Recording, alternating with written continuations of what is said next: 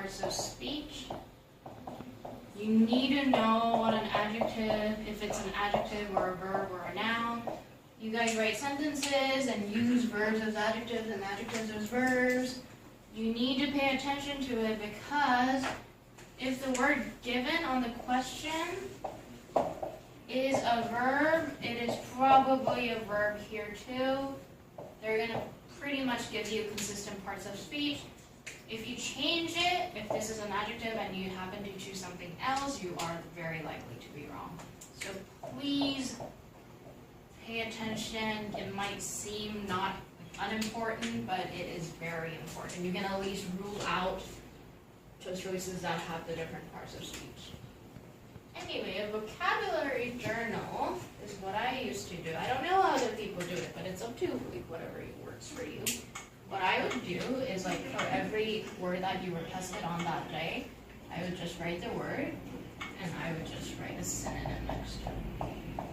So you know how in the word smart some of the words have definitions that are just synonyms?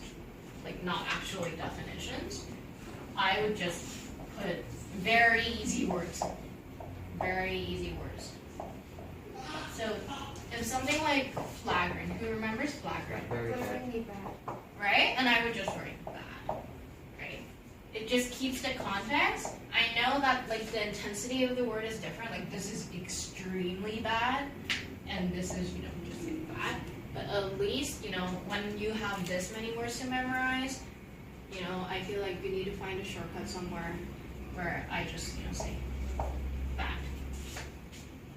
And this just makes it simpler for me just because when I see the word, I just think of bad. I don't have any other long definitions that I need.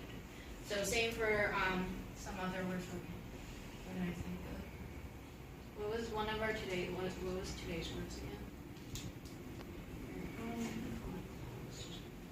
Nominee.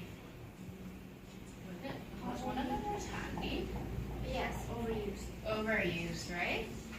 Again, they give you all these hard synonyms, I don't know, what was it, one of them, trait and stuff like that. This is, this in itself is an SAT word.